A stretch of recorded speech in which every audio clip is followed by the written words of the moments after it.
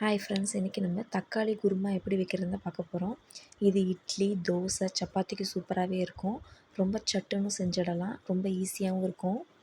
இதுக்கு முதல்ல நம்ம மசாலா எப்படி அரைக்கிறதுன்னு பார்ப்போம்.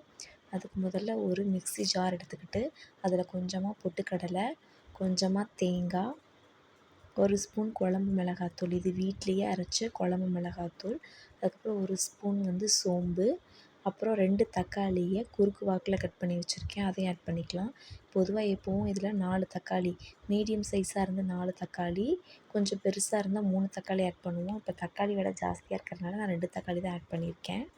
இதை மசாலாவாக அரைச்சி எடுத்து வச்சுக்கலாம். அதுக்கப்புறம் அடுப்பை பற்ற வச்சு அதில் கடாய் வச்சு, கடாய் சூடானதும் 2 ஸ்பூன் எண்ணெய் ஊற்றிக்கிறேன்.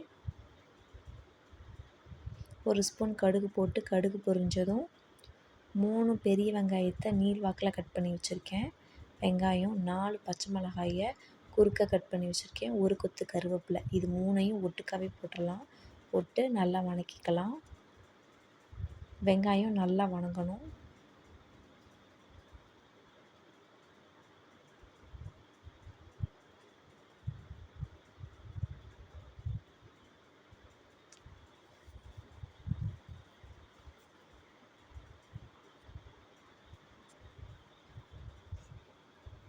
வெங்காயத்தை நல்லா வதக்கினதுக்கப்புறம் இதில் நம்ம ஒரு ஸ்பூன் இஞ்சி பூண்டு பேஸ்ட்டை ஆட் பண்ணிக்கலாம்.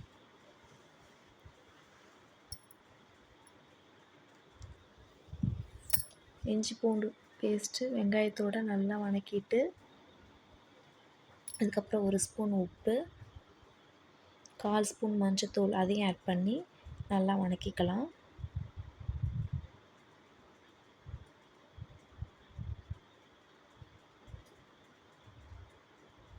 இப்போ நம்ம அரைச்சி வச்ச மசாலாவை இதில் ஆட் பண்ணிக்கலாம்.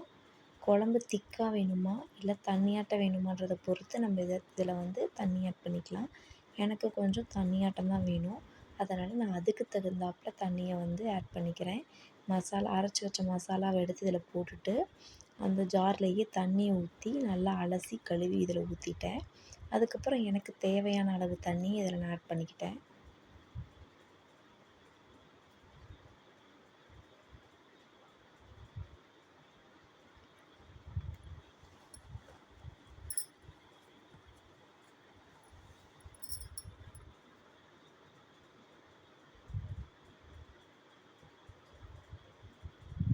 இப்போ இது நல்லா கொதிக்கட்டும்.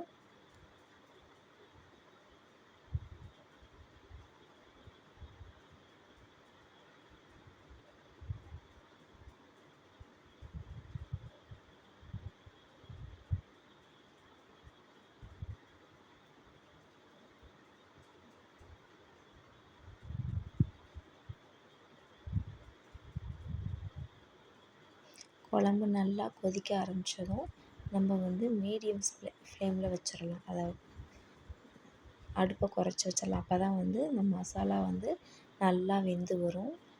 அதனால் இதை நம்ம மீடியம் ஃப்ளேமில் வச்சிடலாம். மீடியம் ஃப்ளேமில் வச்சு குழம்பு நல்லா கொதிக்கட்டும்.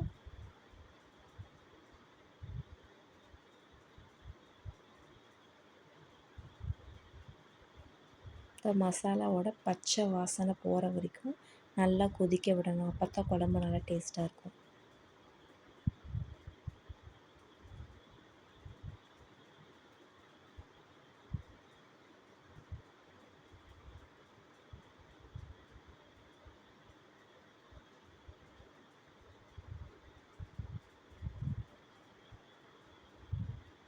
குழம்பு நல்லா கொதித்ததும் இந்த ஸ்டேஜில் உப்பு இருக்கான்னு பார்த்துட்டு, உப்பு கம்மியாக இருந்ததுன்னா நம்ம நமக்கு தேவையான அளவு உப்பை ஆட் பண்ணிக்கலாம்.